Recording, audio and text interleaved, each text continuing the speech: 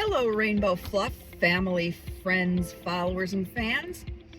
I'm at work right now, but y'all are hitting me with so many questions that I don't have time to do it all at home when I'm done with work. And I absolutely love that too. So keep it going. Right now, I have this question that I said I would answer. I gave a short answer. The short answer is yes, you can breed a broken chocolate to an orange. A broken chocolate. You can breed a broken black to an orange. But I'm guessing it's the long answer that you're more interested in. So let's talk about it. I'm going to try to break this down into steps because there's a lot to cover in this question. A lot of genetics, and I want to try to make it as simple as I possibly can. So first things first, if you breed a broken to a solid, there is a 50% chance that you will get broken babies. And I'm not taking into consideration brokens that are not show quality, such as Charlies that do not have enough color on them to be considered a show quality broken.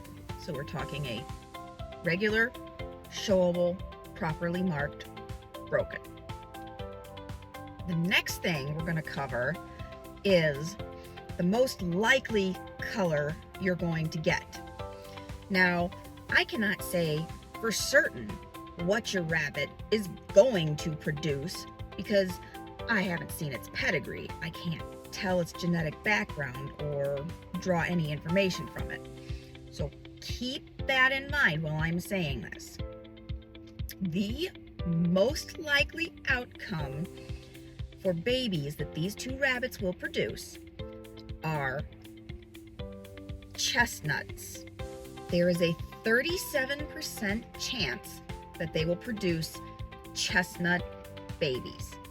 Now, depending on the other hidden gene factors that either of your rabbits may carry, there are a variety of different colors that they may end up producing. Some of them show quality, some of them not.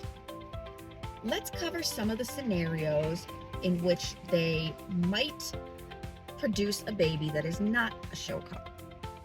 If your orange rabbit carries the chocolate gene and your black rabbit carries the chocolate gene, you have the potential to produce chocolate chestnuts or chocolate agoutis, which are not a showable color.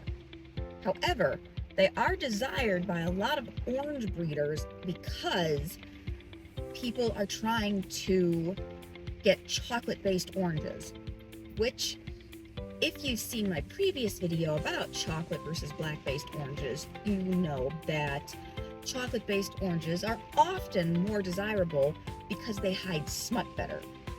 The next scenario would be if your orange carries chocolate and dilute, and your black carries chocolate and dilute, you could get lynx, which is a dilute chocolate chestnut, which is not a showable color, but I definitely think it should be. I love the color. I think it's beautiful. Then we have the scenario in which your orange and your black both carry dilute, and your black carries a copy of the non-extension gene. When that happens, there is the potential to produce fawn, which is a dilute orange. Then the following scenario would be if your orange carries the tan gene and your black carries the non-extension gene, you can get foxes, which are torted otters. Those, I believe off of the top of my head, are the non-showable colors that you could potentially get with these combinations. Keep in mind, I'm speaking from the perspective of somebody who is a Jersey woolly breeder. The same genetics applies for other breeds as well. However, I am not including things in my calculations such as the Steele gene or the Harlequin gene because they're not accepted in Jersey Woolly, and I've never worked with them. Now, if you want to learn even more about this, I highly recommend going to the site known as the Omni Calculator Rabbit Color Calculator. You can input the color of your dam and the color of your sire there, and it will calculate the most likely outcomes for the colors that their babies will make. I love this site. I'm not sponsored, but I highly recommend it. I learned a lot of my genetics information there, just going and inputting 2 colors and seeing what could possibly pop out. As far as breeding the 2 together, this is my personal opinion.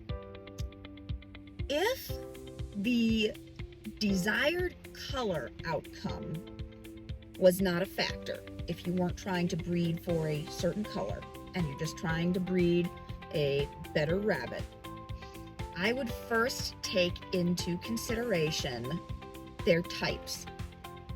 Are their types going to complement each other and create a baby with a better type? Or is it going to move you closer to your future breeding goals? Me, if I answered yes to either one of those questions, I would totally breed these 2 together. There's a balance between the potential to get a better rabbit and the potential to get a rabbit that is not a showable color.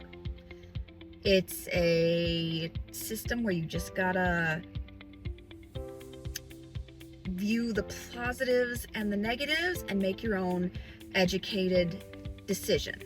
And I hope that this video helps bring you closer to understanding how to make that decision on your own. So thank you for watching, and I hope it helped you.